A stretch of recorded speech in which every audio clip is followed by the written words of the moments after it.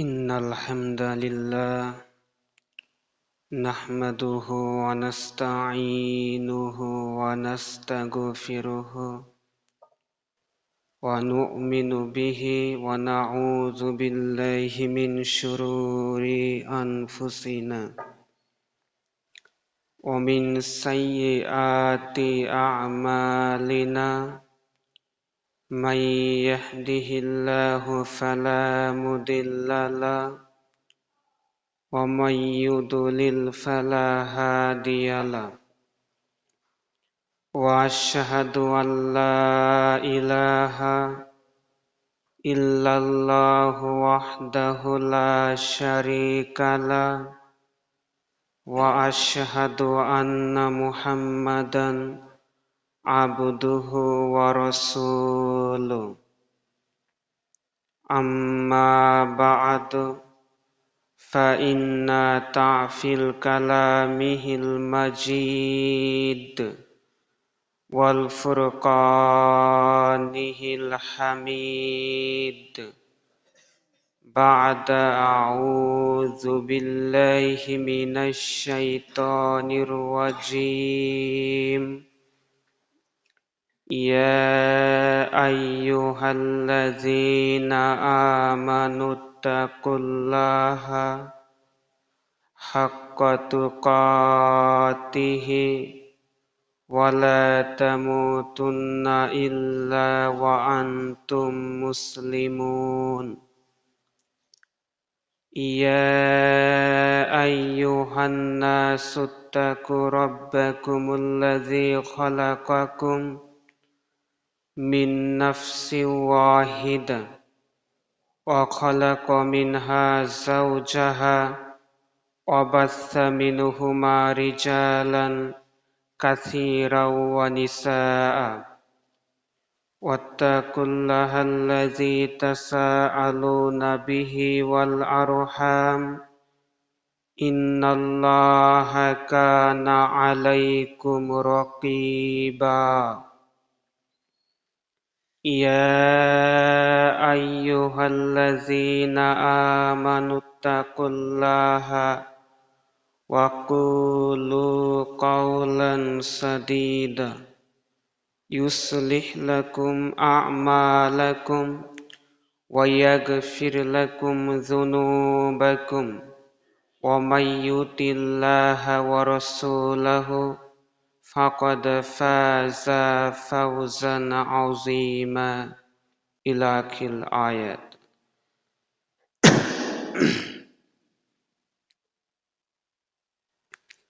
وقال رسول الله صلى الله عليه وسلم إنما الأعمال بالنيات رواه البخاري সমস্ত প্রশংসা আল্লাহর জন্য যে আল্লাহ রাব্বুল আলামিন আমাদেরকে দুনিয়ার যাবতীয় ব্যস্ততাকে উপেক্ষা করে পৃথিবীর শ্রেষ্ঠ জায়গা সবচেয়ে দামি জায়গা আল্লাহর ঘর মসজিদে আসার বসার পবিত্র কোরআন পাশাপাশি সহিহ হাদিসের কিছু কথা বলার এবং শ্রবণ করার যে আল্লাহ রাব্বুল আলামিন আমাদেরকে তৌফিক দান করিতেছেন করছেন করবেন ওই আল্লাহর জন্য শুকরিয়া প্রশংসা সকলেই বলি আলহামদুলিল্লাহ দরুদ ও সালাম বর্ষিত হোক সাইয়্যিদুল মুরসালিন খাতামুন নবিয়্যিন নবিকুলের শিরোমণি নবিকুলের সম্রাট যার আদর্শে আদর্শিত হতে পারলে ইহকাল কল্যাণ পরকাল জাহান্নাম থেকে মুক্তি পাওয়া যাবে যে মহামানব যে নবী আমাদের মাঝে দিন প্রচার করে গিয়েছেন। নির্ভেজাল তাওহীদের জ্ঞান আমাদের মাঝে প্রচার করে গিয়েছেন। তিনি কোনোদিন কোনো নিজ থেকে বানানো কোনো কথা তিনি বলেননি। এদেশের মাটিতে হাজারো বক্তা বক্তৃতার নামে টাকার ব্যবসা মানে ওয়াজের ব্যবসা করেছে। তারা বাজেট করে টাকা নিচ্ছে, আবার রাসূলের নামে মিথ্যা কাহিনী বলে যাচ্ছে। বলেন কথা ঠিক কিনা? সম্মানিত উপস্থিতি, কিন্তু আমাদের নবী মুহাম্মদ সাল্লাল্লাহু আলাইহি ওয়াসাল্লাম তিনি কোনো মিথ্যা কাহিনী বলেননি। আমাদের মাঝে তিনি তার থেকে কোনো, তার পণ্ডিতিতে কোনো, তার মাতাব্বরিতে কোনো কথা আমাদের মাঝে রেখে যাননি। তাকে জিবরাইলের মাধ্যমে যা ওহী করা হতো, যা জানিয়ে দেওয়া হতো, তিনি মুহাম্মদ সাল্লাল্লাহু আলাইহি ওয়াসাল্লাম আমাদেরকে তাই জানাতেন। এই লাঠিটা রেখে দাও। আমাদেরকে তিনি তাই জানিয়ে দিতেন। মুহাম্মদ সাল্লাল্লাহু আলাইহি ওয়াসাল্লাম, যদি আপনি বলেন হুজুর দলিল কই, তাহলে আপনাকে আমি দলিল দিচ্ছি। সূরা নাজম, বলেন তো সূরার নাম কি? কথা বলেন। সূরা নাজম ৩ এবং ৪ নম্বর আয়াত। মহান আল্লাহ বলেন, ওমা ইয়ান্তিকু আনিল হাওয়া ইন হুয়া ইল্লা ওয়াহয়ু ইউহা। তিনি মুহাম্মদ সাল্লাল্লাহু আলাইহি ওয়াসাল্লাম আমাদেরকে যা ওহী করা হতো আল্লাহর পক্ষ থেকে, তাই আমাদেরকে জানিয়ে দিতেন। তিনি তার থেকে কোনো কথা তার মাতাব্বরিতে তার পণ্ডিতিতে কোনো কথা বলতেন না। তার মানে আল্লাহ যা জানিয়ে দিয়েছেন তাই আমাদের কাছে তিনি ওহী রূপে, তিনি হাদিস রূপে আমাদের কাছে পৌঁছে দিয়েছেন। সে কারণে আমরা বলি সহিহ হাদিস। কি হাদিস? সহিহ হাদিস। আজকে আমার জুমার খুতবার বিষয় হলো জুমার গুরুত্ব ও ফজিলত। অত্র বিষয়টি নিয়ে আমি গুরুত্বপূর্ণ আলোচনা করব ইনশাআল্লাহ। তো আমার আলোচনাতে যাওয়ার আগে আমি যে কথা বলতে চাচ্ছিলাম সহিহ হাদিস। কি হাদিস? কথা বলেন। সহিহ হাদিস। তো এই সহিহ হাদিস কোথায় থেকে আসলো আমাদেরকে জানতে হবে কি হবে না? কথা বলেন। জানতে হবে। আমরা যখন ছোটবেলায় আমরা সরিষার তেল বলতাম। কি বলতাম? কথা বলেন। সরিষার তেল, মধু, তাই বলতাম না? কিন্তু কেমন করে যেন আমরা এক পর্যায়ে এসে বলতেছি খাঁটি সরিষার তেল, খাঁটি মধু। বলেন কথা ঠিক কিনা? তো কেন বলতেছি যে খাঁটি সরিষার তেল, খাঁটি মধু? তার মানে ভেজালও আছে। তো সাহাবীরা এই হাদিসের নাম বললেন সহিহ। তার মানে হাদিসের ভিতরেও কি আছে? ভেজাল আছে। তাই এই হাদিসের নাম হলো সহিহ হাদিস। আর আমরা আহলে হাদিসরা আমরা জয়ীফ হাদিস মানি না। আমরা আহলে হাদিসরা আমরা নির্ভেজাল মধু খাই, নির্ভেজাল তেল খাওয়ার চেষ্টা করি, নির্ভেজাল হাদিসও মানার চেষ্টা করি বা মানি ইনশাআল্লাহ। সম্মানিত উপস্থিতি, বলতে চাচ্ছিলাম আমরা সহিহ হাদিস মানি, কিন্তু আমরা যখন কোনো কথা কোরআন হাদিসের কথা নিয়ে গোলমিল খাই, যখন একটু গরমিল খাই, তখন আমরা কোরআন এবং হাদিসের দিকে ফিরে আসি। রাসূল সাল্লাল্লাহু আলাইহি ওয়াসাল্লাম বলেছেন, তারাকতু ফিকুম আমরাইনে লান তাদিল্লু মা তামাসসাকতুম বিহিমা কিতাবাল্লাহি ওয়াস সুন্নাতা রাসূলি। মহান নবী রাসূল সাল্লাল্লাহু আলাইহি ওয়াসাল্লাম, পৃথিবীর শ্রেষ্ঠ নবী, তিনি বলছেন যে তোমাদের মাঝে আমি দুইটা বস্তু রেখে যাচ্ছি, যতদিন তোমরা এই দুইটা বস্তু তোমরা আঁকড়ে ধরে রাখবে ততদিন তোমরা পথভ্রষ্ট হবে না। আর এই দুইটা বস্তু হলো, একটা হলো কিতাবুল্লাহ, আল্লাহর কিতাব মানে আল্লাহর কোরআন, কোরআনে যা বলা হয়েছে তাই মানতে হবে। আর দ্বিতীয় হলো ওয়াস সুন্নাত রাসূলিল্লাহ, রাসূলের সুন্নাত তার মানে হাদিস। এদেশের মাটিতে অনেক লোক রয়েছে যারা বলছে আমরা হাদিস মানি না, আমরা হলাম আহলে কোরআন। তার মানে তারা আহলে কোরআন মানে, তারা হাদিস মানে না। অথচ আল্লাহ সুবহানাহু ওয়া তাআলা কোরআন মাজিদেই বলছেন, সূরা জুমারের ভিতরেই বলছেন, আল্লাহু নাজ্জালা আহসানাল হাদিস, আমি তোমাদের মাঝে উত্তম হাদিস নাজিল করেছি। মহান আল্লাহ পবিত্র কোরআনুল কারিমে 14 জায়গায় কোরআনকে হাদিস বলে আখ্যায়িত করেছেন। বহু জায়গায় হাদিসকে কোরআন বলেছেন, কোরআনকে হাদিস বলেছেন। তার মানে আল্লাহ কোরআনকে বললেন হাদিস, আমি তোমাদের মাঝে উত্তম হাদিস নাজিল করেছি, উত্তম বাণী নাজিল করেছি। কিন্তু এদেশের এক শ্রেণীর লোক বলছে আমরা আহলে কোরআন, আমরা আহলে কোরআন, আমরা হাদিস মানি না। কথা বলেন, বলে কি বলে না? কথা বলেন। অথচ মহান আল্লাহ বলছেন 59 নম্বর সূরা, সূরা হাসর 7 নম্বর আয়াত বলছেন, মহান আল্লাহ বলেন, ওমা আতাকুমুর রাসূলু ওমা আতাকুমুর রাসূলু ফাখুযুহু ওমা নাহাকুম আনহু ফান্তাহু।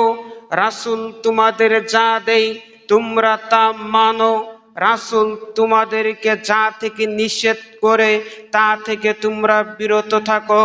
ওয়াত্তাকুল্লাহা, তোমরা আল্লাহকে ভয় করো।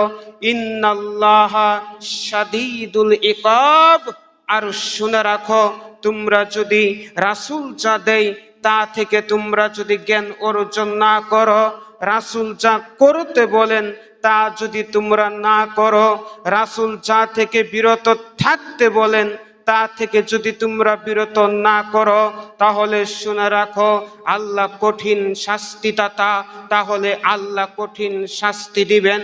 সম্মানিত উপস্থিতি, এই পর্যায়ে আমি আপনার সাথে কিছু কথা বলবো।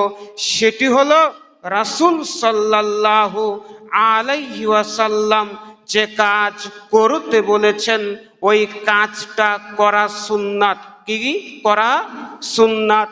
আর আল্লাহর নবী মুহাম্মদ সাল্লাল্লাহু আলাইহি ওয়াসাল্লাম যে কাজ থেকে বিরত থাকতে বলেছেন ওই কাজ থেকে বিরত থাকা কি? সুন্নাত। এখন আরেকটি আয়াত বলে আমি আমার বিষয়ের দিকে যাব ইনশাআল্লাহ।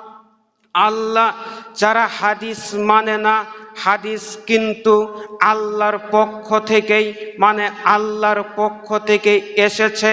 কারণ হাদিস হচ্ছে ওহিয়ে গাইরে মাতুলু, আর কোরআন হচ্ছে ওহিয়ে মাতুলু, হাদিস হচ্ছে ওহি গাইরে মাতুলু।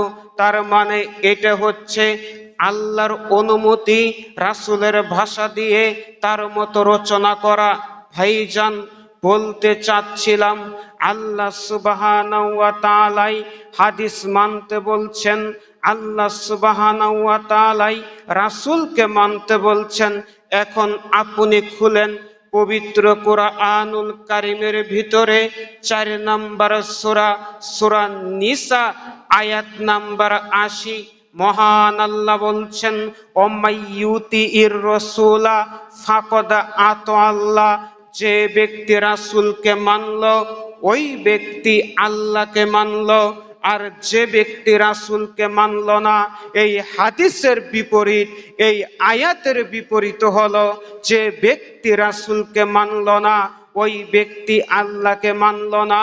তার মানে বুঝাতে চাচ্ছিলাম এদেশের যারা হাদিস ত্যাগকারী, যারা বলে আমরা আহলুল কোরআন, তারা শুধু হাদিসকে, তারা শুধু রাসূলকে অপমান করেনি, তারা ডাইরেক্ট আল্লাহকে অপমান করেছে। কথা মনে হয় বুঝাতে পারিনি।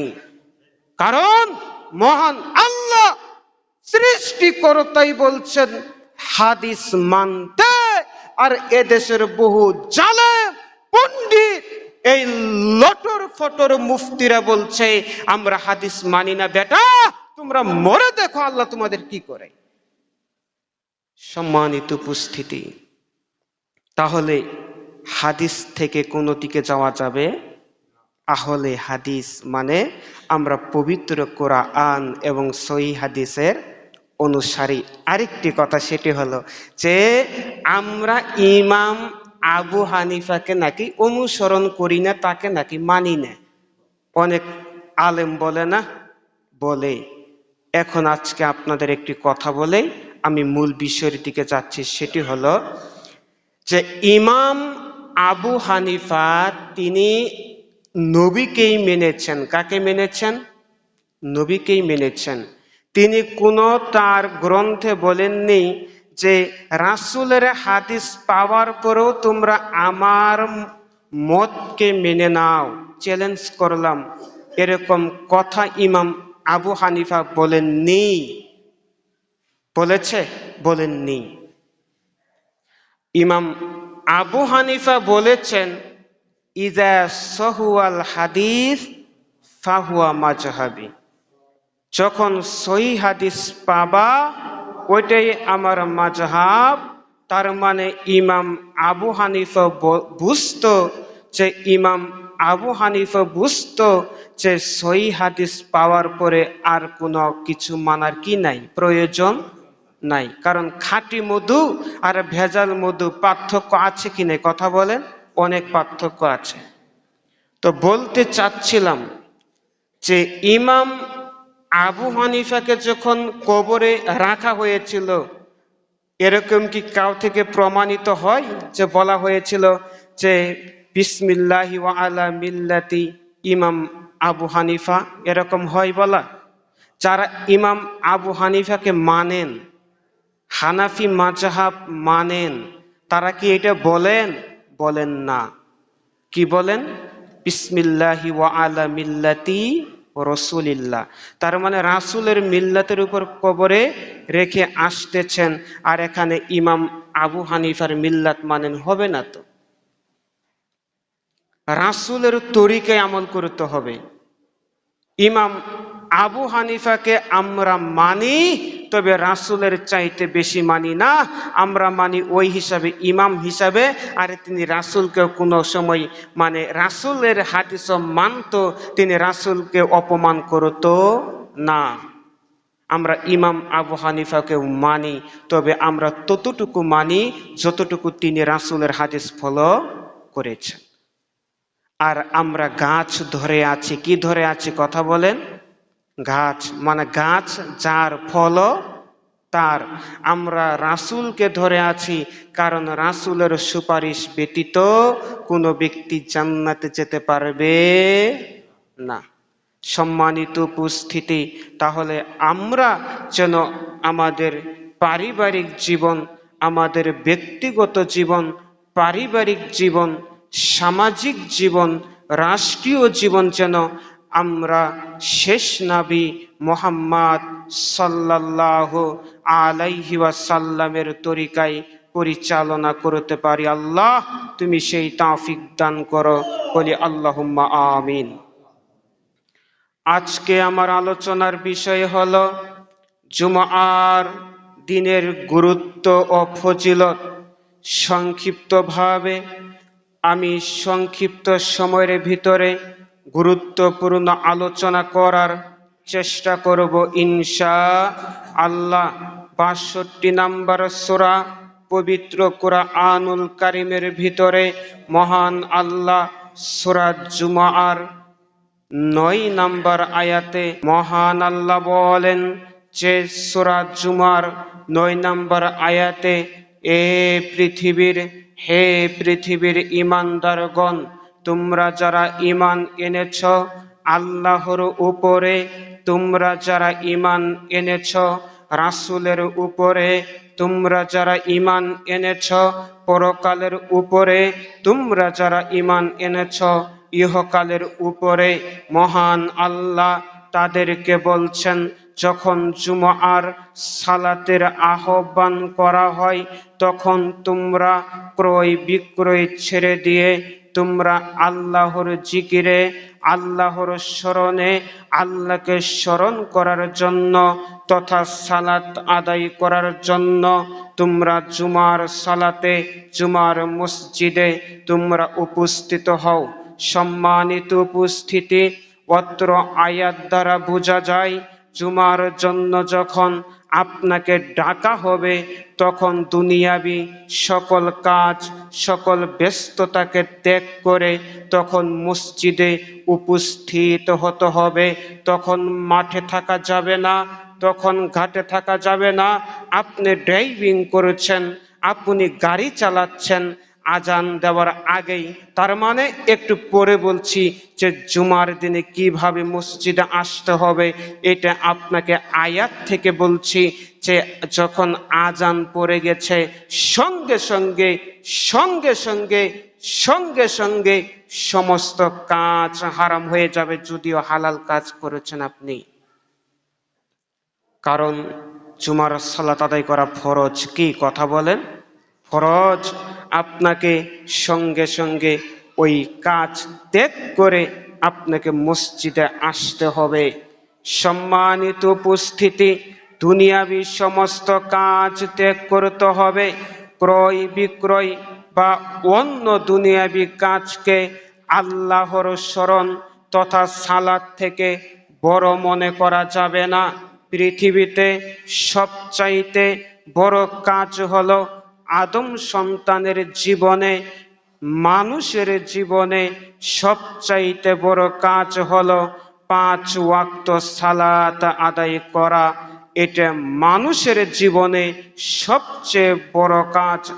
আর সালাতের মাধ্যমেই আল্লাহকে স্মরণ করা যায়।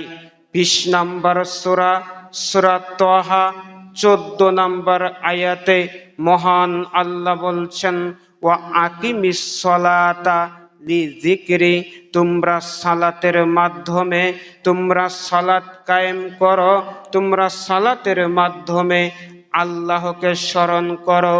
তার মানে যখন আপনি সালাত আদায় করবেন তখন আপনার একটা ভয় কাজ করবে, তখন রবের কথা স্মরণ হবে।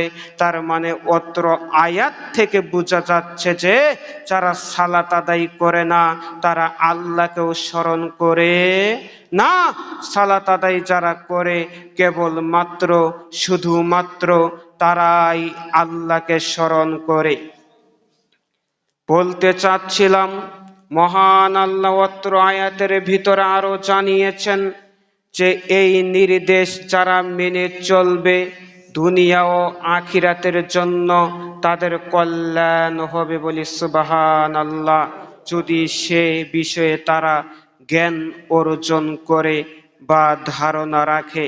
সম্মানিত উপস্থিতি, জুমার দিন এত গুরুত্ব হওয়ার কারণ হলো রাসূল সাল্লাল্লাহু আলাইহি ওয়াসাল্লাম এই জুমার দিনকে সাপ্তাহিক ঈদ বলেছেন। কি বলেছেন? আমাদের দুইটা বাৎসরিক ঈদ আছে, একটা হলো ঈদুল ফিতর, আরেকটা হচ্ছে ঈদুল আজহা, এই দুইটা ঈদের চাইতেও রাসূল সাল্লাল্লাহু আলাইহি ওয়াসাল্লাম এই দিনটিকে গুরুত্বপূর্ণ দিন হিসাবে গণ্য করেছেন। সম্মানিত উপস্থিতি, জুমার দিন এত গুরুত্ব হওয়ার কারণ হলো এই দিনে আদম আলাইহিস সালাতু ওয়াস সালামকে সৃষ্টি করা হয়েছে। এই দিন তাকে জান্নাতে প্রবেশ করানো হয়েছে ও এই দিনে আদম আলাইহিস সালাতু ওয়াস সালামকে জান্নাত থেকে বের করা হয়েছে। এই দিন তার তওবা কবুল করা হয়েছে এবং এই দিনে আদম আলাইহিস সালাতু ওয়াস সালামের মৃত্যু হয়েছে। এই দিন ইসরাফিল সিংহায় ফুঁক দিবেন, এই দুনিয়া চূর্ণ বিচূর্ণ হয়ে যাবে, এই দুনিয়া ধ্বংস হয়ে যাবে। তাই এই দিনে বেশি বেশি দরুদ পাঠ করতে হবে। বিদ্বানরা বলেন, আলেম উলামারা বলেন, পৃথিবীর শ্রেষ্ঠ ব্যক্তি রাসূল সাল্লাল্লাহু আলাইহি ওয়াসাল্লাম বলেছেন, এই দিনে বেশি বেশি দরুদ পাঠ করতে হবে, এই দিনে বেশি বেশি তাজবি তাহলিল করতে হবে, এই দিনে বেশি বেশি কোরআন তেলাওয়াত করতে হবে। হাদিস থেকে বোঝা যায় এই দিনে এই দিনে এই দিনে গাছপালা পশু পাখিরা আল্লাহর কাছে প্রার্থনা করতে থাকে আর বলে, আল্লাহ তুমি আমাদেরকে বাঁচাও, আল্লাহ তুমি আমাদেরকে তোমার গজব থেকে রক্ষা করো। কিন্তু শুধু প্রার্থনা করে না, দুই পায়ে জানোয়ার, আল্লাহ তাদেরকে জানোয়ার বলছেন। সূরা আরাফ 179 নম্বর আয়াতে আপনি খুলে দেখেন, আল্লাহ বলছেন, ওয়ালাকাদ যারানা লিজাহান্নামা কাসীরাম মিনাল জিন্নি ওয়াল ইনস। আল্লাহ বলছেন, আমি অধিকাংশ মানুষকে ও জিন জাতিকে আমি জাহান্নামে দিব। লাহুম কুলুবুল্লা ইয়াফকাহুনা বিহা, যাদের অন্তর আছে, অন্তর দ্বারা ভালো কিছু উপলব্ধি করে না, ভালো কিছু কল্পনা করে না। আল্লাহ বলছেন তাদেরকে জাহান্নামে দিবে। ও যুবক, তোমাকে বলছি, তোমার অন্তর দিয়ে তুমি একটা সুন্দরী মেয়ে তোমার সামনে দিয়ে হেঁটে যাচ্ছে, তুমি তোমার অন্তরের চক্ষু দিয়ে, তুমি তোমার অন্তরের চক্ষু দিয়ে তুমি কল্পনা করছ যে মেয়েটা অনেক সুন্দরী হবে, মেয়েটা ভালো হবে, এই কল্পনা করেছ, তাই আল্লাহ তোমাকে জাহান্নামে দিবে। আল্লাহ বলছেন, ওয়ালাহুম আয়ুনুল্লাহ ইউবসিরুনা বিহা, আমি তাদেরকে চক্ষু দিয়েছি, এই চক্ষু দিয়ে তারা ভালো কিছু দেখে না, তাই আল্লাহ জাহান্নামে দিবে। মুরব্বি, এখন আপনার বয়স হয়ে গেছে, এখন আপনার স্ত্রী আছে, এখন আপনার সন্তান আছে, আপনি কত বেশরম, আপনি কত নিকৃষ্ট হলে এখনো আপনি ওই মুড়ে বসে আছেন। ওই মুড়ে বসে থেকে ওই অশ্লীল মেয়ে ওই উলঙ্গ হয়ে, অর্ধ উলঙ্গ হয়ে নাচিচ্ছে, আর আপনি চা খাচ্ছেন আর বেহায়াদের মতো ওই টিভির দিকে তাকিয়ে আছেন। তাই বলছি, আজকে আপনার পিতা যদি মুসলমান হয়ে থাকে, আপনি নিজে যদি নিজেকে মুসলমান দাবি করে থাকেন, তাহলে আজকে এই মসজিদে এই মুহূর্তে তওবা করুন যে আমি আর কোনোদিন এইভাবে বেহায়াদের মতো টিভি সিনেমা দেখব না। বলেন ইনশাআল্লাহ, সবাই বলেন ইনশাআল্লাহ। সম্মানিত উপস্থিতি, তারপরে আল্লাহ বলছেন, ওয়ালাহুম আযানুল্লাহ ইয়াসমাউনা বিহা, আল্লাহ বলছেন আমি তাদেরকে কান দিয়েছি, তারা কান দ্বারা ভালো কিছু শুনে না। ও যুবক, তোমাকেই বলছি, রাসূল সাল্লাল্লাহু আলাইহি ওয়াসাল্লাম তিনি যখন গান বাজনার বাদ্যযন্ত্রের আওয়াজ শুনতে পেতেন, তিনি তার দুইটা আঙ্গুল তার কানের ভিতরে ঢুকিয়ে দিতেন, যাতে গান বাজনা তার কান পর্যন্ত না আসে।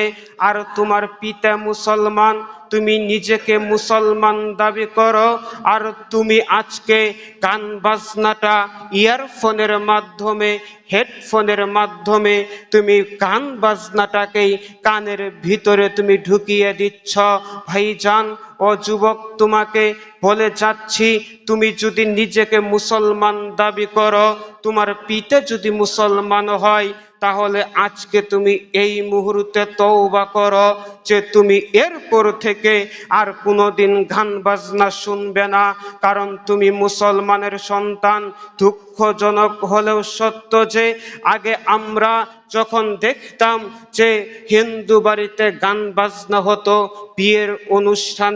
বিয়ের অনুষ্ঠানে হিন্দু বাড়িতে গান বাজনা হতো, আরাতো পারাতো যত ছেলেরা আসতো তারা ওখানে গান শুনতে চাইতো। কিন্তু আজকে দেখেন, আপনি মুসলমান, আমি মুসলমান, আজকে আপনার মেয়েকে বিবাহ দিচ্ছেন, আর আপনার বাড়িতে গান বাজনার আয়োজন হচ্ছে। বেটা, আজ থেকে তোমাকে এই গান বাজনার আয়োজন থেকে বিরত থাকতে হবে। এটা জাহিলির রীতি, আর এই রীতি, এই নিয়ম কোনো মুসলমান মানতে পারে না। তাই প্রত্যেকটা মাহফিলের মঞ্চ থেকে, তাই প্রত্যেকটা মসজিদের খুতবার মেম্বার থেকে এই ঘোষণা দেওয়া উচিত যে যে ব্যক্তি সালাত আদায় করবে না, যদি এই সমাজে কেউ সালাত আদায় না করে, সে যত বড় প্রতাপশালী হোক না কেন, তার জানাজার আমরা পড়াবো না। যদি এই সমাজে কোন মসজিদে, এই সমাজে কোন বাড়িতে যদি কি হয়, একটা বিবাহের অনুষ্ঠানে যদি গান বাজনার আয়োজন করা হয়, সে হতে পারে দেশের প্রেসিডেন্ট, সে হতে পারে দেশের প্রধানমন্ত্রী, তবু ওই বাড়িতে গান বাজনার আয়োজন হলে ওই বাড়িতে বিবাহ পড়ানো যাবে না। এই ঘোষণা যদি প্রত্যেকটা মসজিদ থেকে দেওয়া হতো, তাহলে আমি ছোট মানুষ, আমি চিন্তা করলাম, তাহলে কোন সমাজেই এই বেহায়া, এই নির্লজ্জ রীতি থাকতো না। বলেন কথা ঠিক কিনা? সম্মানিত উপস্থিতি, আল্লাহ তাদেরকে বলছেন বালহুম আদল, আল্লাহ বলছেন তারা চার পাওয়ালা পশুর মতন। আল্লাহ বলছেন না না না, চার পাওয়ালা পশু এত নিকৃষ্ট নয়, চার পাওয়ালা পশু এত নিকৃষ্ট নয়, কারণ চার পাওয়ালা পশুর যে কাজ সে কাজই করে, তারা তার চাইতে বেশি করে না। কিন্তু এই মানুষ এত নির্লজ্জ যে তাদের যে কাজের অনুমতি দেওয়া হয়েছে তা ব্যতীত উচ্চ লেভেলের বেহায়া কাজ করে। কি কাজ করে? বেহায়া কাজ করে। আজকে রহ রহ দুলাভাই শালীকে ধর্ষণ করেছে, আজকে রহ রহ ধর্ষণ বেড়ে যাচ্ছে, এটা কুকুর করে। আপনি কি কুকুর? আপনি করেছেন কেন? তো এ থেকে বিরত থাকতে হবে। তাহলে যারা আল্লাহ যা বলেছেন তা করে না, তারা হচ্ছে চার পায়া জানোয়ারের মতন। কিসের মতন? কথা বলেন। এটা আল্লাহর কথা আমি বলছি। এটা সূরা আরাফের 179 নম্বর আয়াত। এর ব্যাখ্যা আমি আপনার সামনে সংক্ষিপ্ত রূপে করলাম। সম্মানিত উপস্থিতি, বলতে চাচ্ছিলাম, জুমার দিনে আপনাকে কি করতে হবে? সকাল সকাল গোসল করে আজানের আগে মসজিদে আসতে হবে। সম্মানিত উপস্থিতি, এই বাংলাদেশে আমরা বলি মুসলমানের দেশ, যে এখানে নাকি 99% মুসলমান, নাকি? হ্যাঁ, এটা আমরা বলে থাকি, অথচ তার মনে হয় 98% মুসলমানই বেনামাজি। 98% মুসলমান কি নামাজ পড়ে না। এদেশের কত ইঞ্জিনিয়ার দেখলাম, তারা ওযুই করতে পারে না। এদেশের কত সালিসির মাতাব্বর দেখলাম, খাবার শুরুতে বিসমিল্লাহ বলতে জানে না। এরা নাকি শিক্ষিত। এদের হাতে দেশ গেলে দেশ কি উপরের দিকে উঠবে না নিচের দিকে যাবে? কথা বলেন। নিচের দিকে যাবে। সম্মানিত উপস্থিতি, আপনাকে বলতে চাচ্ছিলাম যে জুমার দিনে বেশি বেশি দরুদ পাঠ করতে হবে। কি পাঠ করতে হবে? দরুদ পাঠ করতে হবে। আমার সাথে বলুন, আল্লাহুম্মা সাল্লি ওয়া সাল্লিম আলা নবিয়িনা মুহাম্মদ। আল্লাহর নবী বলছেন, যে ব্যক্তি রাসূল সাল্লাল্লাহু আলাইহি ওয়াসাল্লামের উপর একবার দরুদ পাঠ করবে। কয়বার? আরো জোরে, কয়বার? একবার দরুদ পাঠ করবে, আল্লাহর নবী বলছেন যে তার প্রতি 10টি রহমত আমার আল্লাহ নাজিল করবেন। আমার আল্লাহর নবী বলছেন যে তার 10টি মর্যাদা আল্লাহ বৃদ্ধি করে দিবেন। আল্লাহর নবী বলছেন আল্লাহ সুবহানাহু ওয়া তাআলা তার 10টি গুনাহ মাফ করে দিবেন। তাহলে বেশি বেশি দরুদ পাঠ করতে হবে।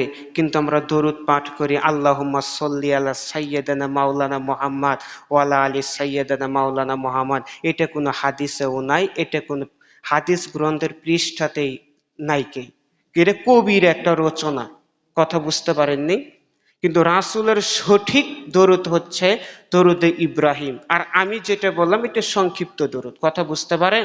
শুধু যদি বলেন সাল্লাল্লাহু আলাইহি ওয়াসাল্লাম, বললেন তো 10টি রহমত আল্লাহ আপনার উপরে নাজিল করলেন, বললেন তো আপনার 10টি পাপ আল্লাহ ক্ষমা করলেন, বললেন তো 10টি মর্যাদা আল্লাহ কি করলেন? বৃদ্ধি করলেন। কিন্তু এদেশে দরুদের নামে ভণ্ডামি হচ্ছে, চেয়ার ফাঁকা রেখে দরুদ পড়ছে আল্লাহুম্মা সাল্লি আলা সাইয়্যিদানা হ্যাঁ, এইভাবে দরুদ করা হচ্ছে। আর বলছে নবী তো উপস্থিত হবে। নবী কয়জন? কথা বলেন। একজন। আর এক সময়ে কত জায়গায় দরুদ হচ্ছে, তাহলে এক নবী কই জায়গায় আসবে? আর নবী তো মারাই গেছেন। নাউজুবিল্লাহ মিন জালিক, আস্তাগফিরুল্লাহ। আল্লাহ আমাদেরকে ওদের থেকে হেদায়েত দান করুন, আমিন। সম্মানিত উপস্থিতি, বলতে চাচ্ছিলাম যে তাহলে আমাদেরকে জুমার দিনে আগে আসতে হবে। সংক্ষিপ্ত ভাবে বলছি যে রাসূল সাল্লাল্লাহু আলাইহি ওয়াসাল্লাম বলছেন, যে ব্যক্তি জুমার দিনে সকাল সকাল গোসল করে সুগন্ধি মেখে পায়ে হেঁটে হেঁটে মসজিদে আসবে, গাড়িতে নয়, পায়ে হেঁটে হেঁটে মসজিদে আসবে। রাসূল সাল্লাল্লাহু আলাইহি ওয়াসাল্লাম বলছেন যে প্রত্যেকটা পদক্ষেপে 1 বছরের সিয়াম এবং 1 বছরের নফল সালাত আদায় করলে যত নেকি পাওয়া যায়, আল্লাহ তার আমল নামায় তত নেকি যোগ করে দিবেন। কিন্তু আসতে হবে, মনোযোগ দিয়ে খুতবা শুনতে হবে। আরেকটি হাদিস বলেই আজকের আলোচনা শেষ করে দিব ইনশাআল্লাহ। সেটি হলো যে খুতবা এত গুরুত্বপূর্ণ জিনিস, রাসূল সাল্লাল্লাহু আলাইহি ওয়াসাল্লাম বলছেন যে যখন আজানের আগ পর্যন্ত, ফজরের পর থেকেই ফেরেশতারা জুমার মসজিদে দরজা দিয়ে দাঁড়িয়ে থাকে, খাতা নিয়ে, দফতর নিয়ে দাঁড়িয়ে থাকে। যে প্রথমে আসে তিনি একটা উট কুরবানির নেকি পায়, যিনি দ্বিতীয়বার আসে একটা গরু কুরবানির নেকি পায়, যিনি তৃতীয়বার আসে তিনি ছাগল কুরবানির নেকি পায়, যিনি চতুর্থতে আসে একটা মুরগি কুরবানির নেকি পায়, তারপরে ডিম। এভাবে যখন আজান হয়ে যায়, ইমাম সাহেব যখন মেম্বারে বসে যায়, তখন তারা তাদের দফতরগুলো গুটিয়ে তারা মসজিদে বসে ইমাম সাহেবের খুতবা শুনেন। তাহলে ফেরেশতারাও ইমাম সাহেবের খুতবা শুনেন, আপনারা শুনতেছেন, এখন আপনাদের ভিতরেও ফেরেশতারা বসে এই খুতবা শুনতেছে। তাহলে এই খুতবা গুরুত্বপূর্ণ নয়? গুরুত্বপূর্ণ, কারণ আল্লাহর ফেরেশতারাও শোনে। আরেকটা কথা, সেটি হচ্ছে যে সহিহ বুখারীর 930 নম্বর হাদিস, জাবের রাদিয়াল্লাহু তাআলা আনহু থেকে হাদিসটি বর্ণিত। রাসূল সাল্লাল্লাহু আলাইহি ওয়াসাল্লাম বলছেন যে আল্লাহর নবী একদিন খুতবা দিচ্ছিলেন, জুমার খুতবা দিচ্ছিলেন লোকদের সামনে। খুতবা চলাকালীন একজন ব্যক্তি মসজিদে প্রবেশ করে বসে পড়লেন। আল্লাহর নবী এটা দেখে বলছেন, তুমি কি 2 রাকাত সালাত আদায় করেছ? লোকটি বলছে জি না। তখন আল্লাহর নবী বলছেন, উঠো, 2 রাকাত সালাত আদায় করে তারপরে বসো। পৃথিবীর শ্রেষ্ঠ খতিব, পৃথিবীর শ্রেষ্ঠ বক্তার বক্তৃতা থামিয়ে বলছে যে উঠো, 2 রাকাত সালাত আদায় করে তারপরে বসো। হাদিসটি বুখারীতে 930 নাম্বার হাদিস। আর এদেশের লটর ফটর মুফতি, যারা শুধু বই পড়ে মুফতি হয়েছে কিন্তু আমল করার জন্য নয়, ভাইরাল হওয়ার জন্য, তারা এদেশে মসজিদে, অনেক মসজিদে লিখে রাখছে যে লাল বাতি চলাকালীন কোন সুন্নাতের নিয়াত করবেন না। তার মানে রাসূলের সুন্নাতকে মেরে ফেলছে, তারা ডাইরেক্ট কাফের। কারণ যে ব্যক্তি রাসূলকে অমান্য করে, কাকে অমান্য করে? আল্লাহকে। কাকে অমান্য করে? সূরা নিসা আয়াত নাম্বার 80, ওমাই ইউতি রাসূলা ফাকাত আতা আল্লাহ। যে ব্যক্তি রাসূলকে মানল না, সে ব্যক্তি আল্লাহকেই মানল না। তার মানে এই ব্যক্তি কি আল্লাহকে মানলো? তাহলে এই সুন্নাতকে, মৃত সুন্নাতকে জীবিত করতে হবে ইনশাআল্লাহ। আমাদের আহলে হাদিসের ভিতরে, এই মসজিদগুলোর ভিতরে এগুলা হয় না। তাও কিছু কিছু লোক দেখি যে সালাতে দাঁড়িয়ে খতিবের দিকে তাকিয়ে থাকে। এটা করা যাবে না। সালাতে দাঁড়িয়ে দুই দিকে আমাদের লক্ষ্য থাকবে। এটা হচ্ছে যখন আমরা তাকবীরে তাহরিমা হাত বাঁধবো, তখন থেকে আমাদের লক্ষ্য থাকবে সেজদার দিকে। আর যখন আমরা বৈঠকে বসবো, তখন আমাদের দৃষ্টি থাকবে শাহাদাত আঙ্গুলের দিকে। তার মানে একবারে মুখ ঘোরাতে হবে এরকম না, মানে আপনাদের দৃষ্টি, চোখের দৃষ্টি থাকবে। আল্লাহ সুবহানাহু ওয়া তাআলা আজকের খুতবাকে কবুল করুন। সকলে বলি আল্লাহুম্মা আমিন।